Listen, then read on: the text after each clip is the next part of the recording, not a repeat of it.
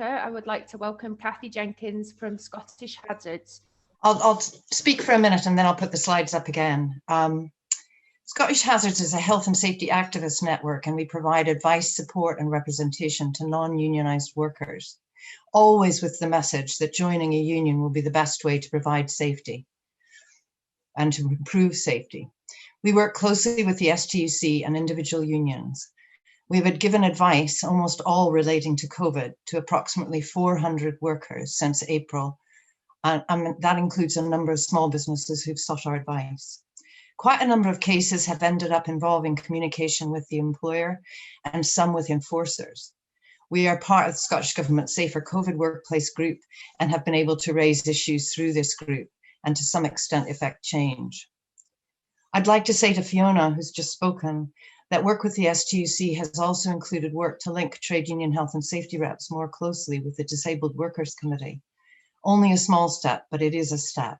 I'd like to start by also echoing what Professor Waterston said about the precautionary principles, and that we need to center our campaign on precaution, prevention, protection, and participation.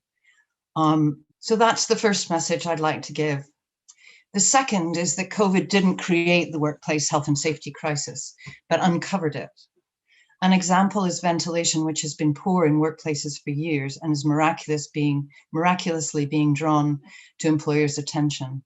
Enforcement bodies have been cut by almost 50% in recent years and their remit and powers reduced. And to add to that, a major problem at UK and Scottish levels has been until recently a blindness to workplace transmission of the virus. We were told it was where people were living, sharing transport, family transmission, people breaking the rules, etc. The HSE consistently took the line that this was a public health and not an occupational health crisis. What we know now and what they have learned, hopefully, is that worker health is crucial to public health. The third message, and I won't try to share the slides, it's too complicated, is that work both exposes and creates the inequality in health that has been uncovered during COVID. And the fourth message is to reiterate the message that we give to people who come to us for support. There is overwhelming evidence that unionised workplaces are safer. This is acknowledged internationally and by UK governments and by the HSE. And the added message that almost all work-related injury and ill health is preventable. They are not inevitable. They are rarely due to individual actions or failures. This is a message that has not been made loudly enough during COVID. A telling parallel with COVID is what we know about coronaviruses in humans. They don't just magically appear. They result in large part because of our degradation of global environments and habitats. We have heard a lot about the efforts of government and the failures of government. I want to emphasize the failures of some employers, not all, and the amazing efforts that have been made by unions and some courageous non-unionized individuals to address them, some of which we have heard about today. This is our contribution to giving voice to those who are often not heard, as Christine asked in her introduction. What are the failures that have been brought to us by workers from across sectors in Scotland who have faced contracting COVID, being disciplined or even dismissed for raising COVID concerns, have been seriously injured or made ill, or have had their income and high levels of stress? The big failures have been insisting workers come into the workplace when that isn't acceptable or even legal in Scotland. This includes those who are shielding or have family members who are shielding. Workers being called into non-essential workplaces, again against guidance. Workers being expected to go into others' homes to do non-essential work, illegal in Scotland. Major problems with access to PPE, and even now, as Professor Waterston said, to access adequate PPE for close contact care work.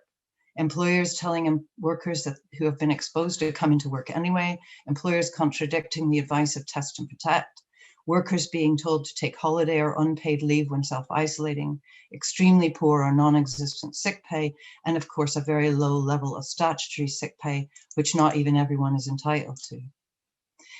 This has included some very worrying cases of, for example, pregnant women with complications being refused furlough or medical suspension on full pay.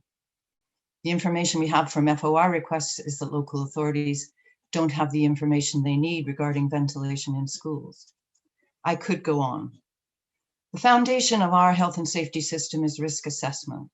The Scottish Government gave clear guidance from the start that COVID risk assessment must be carried out, that workers must be consulted by law, and yet the highest level of casework we have had is where there's no risk assessment, or there's been no consultation of workers, where they haven't seen the risk assessment, or the control measures identified have not been followed. A key element of risk assessment is following the hierarchy of control. And I apologize for not showing you the slide of this, but it's an inverted triangle, and the top level is elimination, and the very bottom level, at the very tip of the triangle at the bottom, is PPE. So what does this mean for COVID?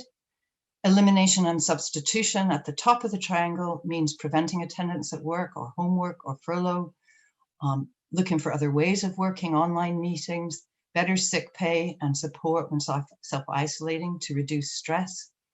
Engineering controls, physical barriers,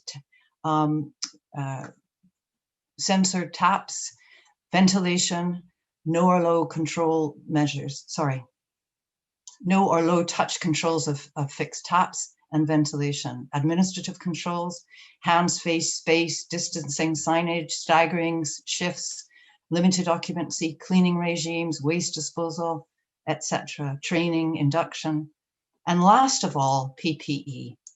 But quite often it's first, and that's upside down because it only protects one person. It can deteriorate, it makes it difficult to do the tasks required. Face covering versus PPE, it's only to protect others. And in relation to stress, counseling. Not that this is bad, but it's not the first priority, it's the last priority. What we want to do is eliminate stress or reduce it. But how is all this enforced? As I've said, unions are doing a lot, but they need to be backed up. Levels of enforcement by the HSE are unacceptable. In many areas of Scotland, environmental health has been much more proactive in engaging and inspecting workplaces, but they are hugely constrained by resources. There are many problems resulting from the public health rather than workplace health emphasis. For example, Scottish regulations place the legal requirements of wearing of face coverings at workplaces on the individual, not the employer. Enforcement of this and the requirement to work from home lies with the police, not with employers. We have talked today about information, guidance, and communication, all crucial, but enforcement is crucial in COVID and before it and after it. Enforcement of the rights of health and safety reps, of the requirement to consult trade unions and the workforce, of the necessity of doing and keeping live risk assessments, of all the COVID controls, and those addressing all other workplace hazards. I won't try to speak about the government handling of the pandemic as Professor Waterston and others have done so well, but I do want to finish by saying that in our Scottish Hazards Manifesto for the Scottish election, our first demand is for the devolution of health and safety and employment rights. The second demand is for a Scottish Occupational Health Service, and when that is possible, for it to be integrated with health and safety enforcement. And other demands in our manifesto are for support and for a regional roving reps or workplace safety advisor system, and that Public Health Scotland make health and work a priority. Thank you.